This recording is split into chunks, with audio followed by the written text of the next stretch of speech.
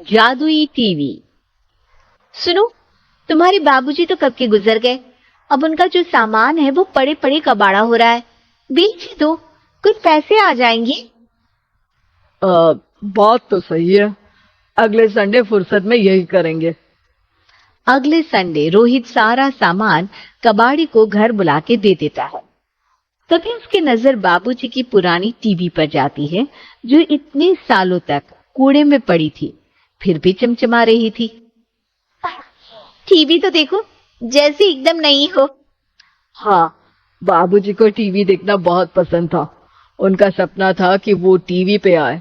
एक बार मौका भी था जब वो अपने गांव के गाने सुनाने किसी चैनल पर जाने वाले थे, पर मैं और मेरा भाई लड़ पड़े और बाबूजी को घर पर ही रुकना पड़ा। चला के देखे क्या? हाँ हाँ, क्यों नहीं, देख लेते हैं। शायद ही चले। बाबूजी ने उस लड़ाई के दिन के बाद टीवी देखना ही छोड़ दिया था। टीवी चालू करने के लिए उसमें केबल वायर लगा दिया जाता है। एक न्यूज चैनल चालू हो जाती है। स्वर्ग की सीढ़ी के रास्ते हैं तीन, तीनों के तीन रास्ते हैं संगीन। पहला रास्ता है सांप की बीन, दूसरा रास्ता घर में बिछा कालीन, तीसरा रास्ता कलकत्ता से चीन।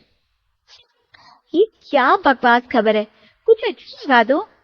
अरे आप बोलो तो सही, कोई अच्छी खबर सुना देता हूँ। मेरा तो काम ही खबर देना है। अरे बाप रे, टीवी बात कर रही है। हाँ, ये न्यूज वाला मुझसे। हाँ हाँ, आपसे ही तो बात करूंगा ना, आपके घर में हूं तो। अरे ये सपना है क्या? तुम हमसे बात नहीं कर सकते? अरे सपना नहीं भाई साहब, ये टीवी जादुई टीवी है। बोलो क्या खबर सुननी है, वरना ब्रेक लेने का टाइम आ जाएगा। सुप्रिया घबरा के टीवी बंद कर देती है। वो क्या? अरे एक बार और चालू करके देखे, फिर से बात करेगा तो चैनल बदल देंगे। सुप्रिया फिर टीवी चालू कर देती है। अरे ऐसा कोई मुंह पे टीवी बंद करके जाता है क्या? मुझे बुरा लगा आपका नेचर। चाय पानी तो पूछो। सुप्रिया टीवी के बटन से चैनल बदल देती है। अब टीवी पर एक फिल्म चल रही है। अरे ये तो सूर्यवंशम है ना? हाँ, और ये ठाकुर को जहर की खीर दे दी और उसको पता भी नहीं है। ए भाई, खीर मत पीना, उसमें जहर है, मत पीना। ठीक है महाशय, जैसा आप कहें। हाँ, आपकी बात मान ली तो बदल जाएगी। मतलब ये सच में जादुई टीवी है? तभी वहां कबाड़ी आ जाता है। भैया, टीवी के 150 दूंगा, चलेगा? अरे 1.5 करोड़ में भी ना दे तुमको ये टीवी हम। अरे 1.5 करोड़ खरीदने को होते हैं तो तुम्हारे घर में ये पानी चाय नहीं पीता, अंबानी या टाटा के घर बैठा कोल्ड कॉफी पीता। रोहित कबाड़ी का हिसाब करके उसे वहां से चलता करता है और अपने भाई शशिकांत को फोन लगा के बुलाता है। शशि थोड़ी ही देर में वहां पहुंच जाता है। क्या हो गया भैया? अरे बाबूजी का टीवी याद है? हाँ हाँ, जिसमें घुसे रहते थे हमेशा वो, और अपने को कुछ नहीं देखने देते थे। अरे वो अब जादुई टीवी बन गया है। भैया, आपकी बकवास करने की आदत अब तक नहीं गई। अरे आपके घर में बच्चे हैं, अब तो बड़ों जैसी बात करो। रोहित जाके टीवी चालू कर देता है। टीवी पर एक जादू का शो हो रहा है जिसमें एक जादूगर है। अब मैं अपनी टोपी में से कबूतर निकालूंगा। श्रिंग ब्रिंग शरिंग बम फपा फुफी फुफा बाउ। टीवी से कबूतर निकलता है और शशिकांत के सर पर आकर बैठ जाता है। भैया, ये क्या हो रहा है? भैया इसे उड़ाओ। एक कबूतर, जा जा कबूतर, चल निकल। अब मैं टोपी में से सांप। सांप सुनते ही शशिकांत कांप जाता है और भाग के टीवी बंद कर देता है। भैया, सॉरी भैया, मैं समझ गया ये सच में जादुई टीवी है, पर एक बार और ट्राई करते हैं। पर भाभी, कोई दूसरा चैनल लगाओ। हाँ, जिसमें डर ना लगे। सुप्रिया टीवी चला देती है और न्यूज लगा देती है। अरे कितने दिनों बाद मुझे याद आया, बताइए क्या खबर सुनाओ। और ये नया आदमी कौन है? ये मेरा भाई है शशिकांत।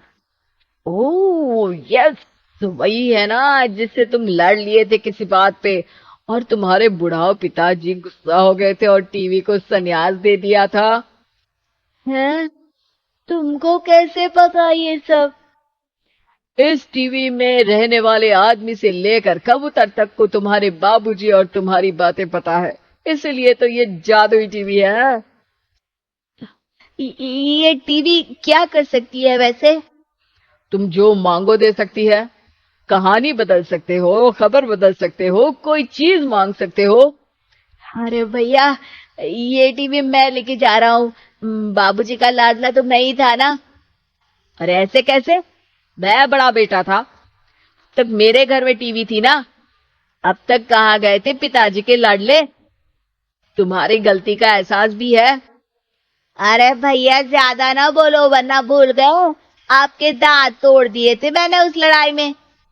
मेरी बीवी के सामने मेरी बेइज्जती करता है। रुक। दोनों भाई हाथापाई पे उतर जाते हैं। रुक, बताता हूँ तुझे कि कौन बड़ा है। अरे छोटे का दम तो देख लीजिए आप। ये खबर आपके बाबूजी को देता हूँ। तभी टीवी अचानक बंद हो जाता है। अरे शायद टीवी नाराज हो गया। लड़ लो, आए बड़े खली बनने। टीवी से एक तेज रोशनी निकलती है और टीवी में बाबूजी दिखाई देते हैं। बाबूजी आप? इतना चकरा क्यों रहा है? अपने बाप को नहीं पहचानता क्या? ये तो ऐसा ही है बाबूजी। प्रणाम बाबूजी। अरे चुप कर, तुम दोनों ही उल्टे हो। तुम्हारी वजह से मैंने टीवी में आने के सपने को छोड़ दिया, तुम्हारी लड़ाई की वजह से। और तो और, जितना मैं अपनी बीवी को नहीं देखता था उतना टीवी को देखता था, वो भी छोड़ दिया तुम दोनों की लड़ाई की वजह से। और अब मरने के बाद जब मैंने टीवी को जादुई टीवी बना दिया तो भी तुम इसका फल लेने की जगह लड़ रहे हो। अरे तुम तो लायक ही नहीं हो। अब तुमको बाबा जी का ठुल्लू भी नहीं मिलेगा। बाबूजी चले जाते हैं। टीवी बंद हो जाता है। रोहित और शशिकांत गिड़गिड़ा के टीवी के सामने हाथ जोड़ के बाबूजी को बुलाते हैं, पर टीवी सिर्फ धुआं निकालता रहता है।